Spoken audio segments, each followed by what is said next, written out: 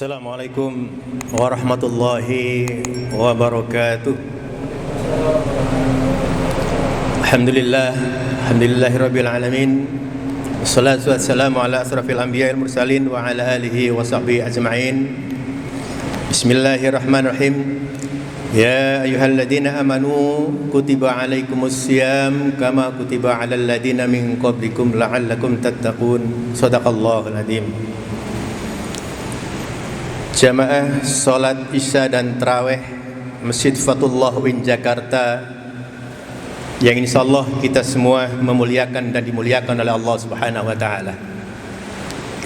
Pertama-tama marilah kita memanjatkan puji dan syukur kehadirat Allah Subhanahu wa taala atas segala rahmat, taufik dan hidayahnya. Yang paling utama adalah nikmat iman, nikmat Islam. Kita hadir di sini juga karena iman kepada Allah Subhanahu wa taala. Salat dan salam kita sampaikan kepada junjungan Nabi Muhammad sallallahu alaihi wasallam, pada keluarganya, sahabatnya, dan tentunya kita semua pengikutnya yang setia sampai yaumul kiamah nanti. Hadirin jamaah tarawih Masjid Fatullah UIN Jakarta yang saya hormati. 2 bulan sebelumnya, 3 bulan sebelumnya, kita selalu bermunajat kepada Allah Subhanahu wa taala. Kita selalu berdoa kepada Allah Subhanahu wa taala. Allahumma balighna Ramadan. Ya Allah, pertemukanlah saya dengan bulan Ramadan. Itulah yang kita panjatkan setiap saat, 3 bulan bahkan sebelumnya, bahkan dari tahun kemarin. Kita mohon kepada Allah dipertemukan dengan bulan Ramadan. Hadirin yang dirahmati Allah Subhanahu wa taala, alhamdulillah, maka kita patut sujud syukur kehadirat Allah Subhanahu wa taala, kita dipertemukan dengan bulan yang mulia, bulan suci, bulan yang penuh berkah, bulan yang di dalamnya terdapat Lailatul Qadar, bulan pembakaran dari dosa-dosa. Sehingga Nabi bersabda, "Man shoma Ramadhana imanan wa ihtisaban, ghufira lahu ma taqaddama min dambi." Barang siapa yang berpuasa Ramadan karena Allah, karena iman kepada Allah Subhanahu wa taala, maka dosa-dosa kita akan diampuni oleh Allah Subhanahu wa taala. Dosa-dosa masa yang lalu diampuni oleh Allah. Inilah rahmatan lil alamin. Inilah Allah yang maha pengasih dan maha penyayang kepada hambanya. Dosa apapun kecuali dosa syirik kepada Allah Subhanahu wa taala. Hadirin jamaah yang dirahmati Allah Subhanahu wa taala, maka dalam bulan Ramadan itu adalah yang paling utama adalah kesungguhan kita, keteguhan kita, keyakinan kita. Ketika salah satu jamaah baginda Nabi Muhammad sallallahu alaihi wasallam, Sya'ban itu Pak adalah jamaah tetap sholat masjid Rasulullah sallallahu alaihi wasallam, enggak pernah tinggal. Bahkan sekalipun subuh, ternyata ketika berita Sya'ban itu meninggal, Rasulullah berkunjung dan bersilaturahim ke rumah Sya'ban. Ternyata Sya'ban itu rumahnya jauhnya luar biasa, ditempuh dengan naik gunung turun gunung, naik tebing turun tebing. Bayangkan ketika Sya'ban malam-malam berangkat mau menunaikan sholat subuh, Masya Allah. Dan setiap perjalanannya Sya'ban itu, ketika mau sholat subuh bertemu dengan orang yang sedang menggigil kedinginan, dia berikan jaket yang dia pakai 2 karena kedinginan. Ketika bertemu dengan orang yang kelaparan, yang senantiasa menahan lapar luar biasa, karena Sya'ban senantiasa dibekali oleh istrinya yang tercinta itu roti, Pak. Dibekali roti mau sholat subuh, rotinya dipotong jadi 2, diberikan ke mereka yang membutuhkan. Subhanallah. Inilah komitmen, sehingga di dalam Al-Quran, bismillahirrahmanirrahim, innal ladzina qalu rabbunallahu tsumma istaqamu tatanazzalu alaihimul malaikatu alla takhafu wa la tahzanu wa absiru bil jannati allati kuntum tu'adun. Sesungguhnya orang-orang yang berkata Tuhan kami adalah Allah, kemudian mereka meneguhkan pendiriannya. Subhanallah, ini pendirian Sa'ban. Sehingga Sa'ban ini secara horizontal dan vertikal, hablum minallah dan hablum minan nas, keimanannya kepada Allah Subhanahu wa taala. Hadirin jamaah tarawih yang dirahmati Allah Subhanahu wa taala. Di dalam ayat lain Allah berfirman, Bismillahirrahmanirrahim, wa ta'awanu 'alal birri wat taqwa wa la ta'awanu 'alal itsmi wal 'udwan wattaqullaha innallaha sadidul 'iqab. Berlomba-lombalah dalam hal kebaikan dan jangan berlomba-lomba dalam hal keburukan. Dan bertakwalah kepada Allah, sesungguhnya Allah amat berat siksanya. Hadirin jamaah tarawih yang dirahmati Allah SWT, berdasarkan ayat ini maka kebaikan itu bersifat kolektif, yang artinya harus digerakkan oleh insan-insan yang merasa dirinya beriman kepada Allah Subhanahu wa taala. Keberimanan individualis tidak diharapkan dalam kehidupan ini, yakni keberimanan yang hanya mementingkan dirinya sendiri, baik mementingkan kepada Allah Subhanahu wa taala dan mementingkan dunia dan akhirat. Tetapi dalam ayat ini disayangkan, tidak baik menurut Allah Subhanahu wa taala, karena kehidupan itu harus bersosialisasi. Banyak orang yang kehidupan mewah, rumahnya megah, istana dia punya, berangkat pagi, pulang petang, tidak pernah bersilaturahim, tidak pernah mengadakan hal-hal dengan masyarakat.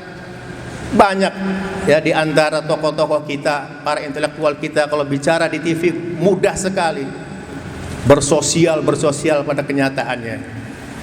Nah, inilah bulan puasa adalah momen kebersamaan. Hadirin yang dirahmati Allah Subhanahu wa taala. Dan Ramadan nanti diakhiri dengan kesempurnaan membayar zakat fitrah. Wajib hukumnya bagi setiap muslim. Begitu juga zakat mal harus dihitung dengan cermat untuk dibayarkan kepada orang yang berhak menerimanya. Karena ketahui hadirin jamaah yang dirahmati Allah Subhanahu wa taala, hisab yang kedua nanti di akhirat itu adalah harta yang kita miliki. Al-Imran 180 yang menegaskan barang siapa yang tidak melaksanakan zakat, terutama zakat mal, zakat fitrah, maka semua harta-hartanya nanti di akhirat itu akan mendatangi dirinya dan akan menyiksa dirinya, akan meleletkan semua yang ada di lehernya. Subhanallah. Maka mulai hari ini hitung dengan cermat baik-baik, kira-kira zakat mal kita berapa sampai pada nisabnya atau sampai pada haulnya. Hadirin yang dirahmati Allah Subhanahu wa taala, di dalam Al-Qur'an, laqimis shalah wa atuz zakah, dirikanlah salat dan tunaikanlah zakat. Pada zaman Rasulullah sallallahu alaihi wasallam ada seorang sahabat bernama sahabat Utsman. Sahabat Utsman ini begitu sholat Id, dia ternyata lupa membayar zakat fitrah. Lupa. Masya Allah. Begitu pulang ke rumahnya, dia ambillah satu ekor unta yang mahal harganya, unta kesayangan dirinya, unta kesayangan keluarganya, dan unta yang paling termahal. Setelah itu dibawa ke pasar dan dijual unta itu. Masya Allah, begitu dijual dibagikan nih kepada yang berhak menerimanya. Setelah itu menghadap kepada baginda Nabi Muhammad SAW, ya Rasul, saya sudah menjual unta kesayanganku dan sudah saya bagikan. Apakah nilai ibadah saya sama dengan zakat fitrah tepat pada waktunya? Apa jawab Rasulullah SAW? Wahai Utsman, jangankan kau jual satu unta, jual 100 unta pun tidak akan sama menyamai pahalanya di mana hamba Allah yang beriman kepada Allah Subhanahu wa taala dan melaksanakan zakatnya, zakat walaupun sezakat fitrah yang nilainya hanya 35 sampai 45 ribu rupiah, tapi tepat pada waktunya itu pahalanya berlimpah Allah berikan kepada hambanya. Inilah kasih sayang Allah kepada kita semua. Hadirin yang dirahmati Allah Subhanahu wa taala, maka zakat fitrah itu jangan sampai kita lupa, karena siapapun manusia yang lahir di dunia itu wajib dizakat walaupun mereka baru lahir. Maka yang terakhir, marilah kita menyadari betul, dan mumpung kita diberikan kesempatan oleh Allah Subhanahu wa taala, perbanyak istighfar, banyak sholawat, juga memohon ampun kepada Allah Subhanahu wa taala atas dosa-dosa yang lalu. Ya ayyuhalladzina amanu tubu ilallahi taubatan nasuha. Sesungguhnya hamba Allah yang taubatan nasuha di bulan Ramadan, insya Allah ini dikabulkan dan diterima semua amal ibadahnya dan dosanya dihapuskan semua. Taubat memiliki 3 syarat. Yang pertama adalah meninggalkan kemaksiatan. Yang kedua adalah menyesal atas perbuatan maksiat yang dilakukan. Yang ketiga adalah bertekad tidak untuk mengulangi perbuatan tersebut. Hijrah kepada hal-hal yang baik. Semangat ibadah dan amalia sehari-hari kita harus meningkat setelah pasca Ramadan ini. Muncul pertanyaan, setelah Ramadan atau Idul Fitri apa yang harus kita lakukan? Yang harus kita lakukan adalah menjadi pribadi yang selalu bersyukur kepada Allah Subhanahu wa taala dan beriman kepada Allah Subhanahu wa taala. Dalam hal Ramadan ini mencari pahala mudah sekali, semua dilipat gandakan. Hadirin jamaah tarawih yang dirahmati Allah Subhanahu wa taala. Ketika kita berangkat umroh ke Mekah, berangkat haji ke Mekah, biasanya ketika setelah dari Madinah menuju ke Mekah, itu rata-rata bagi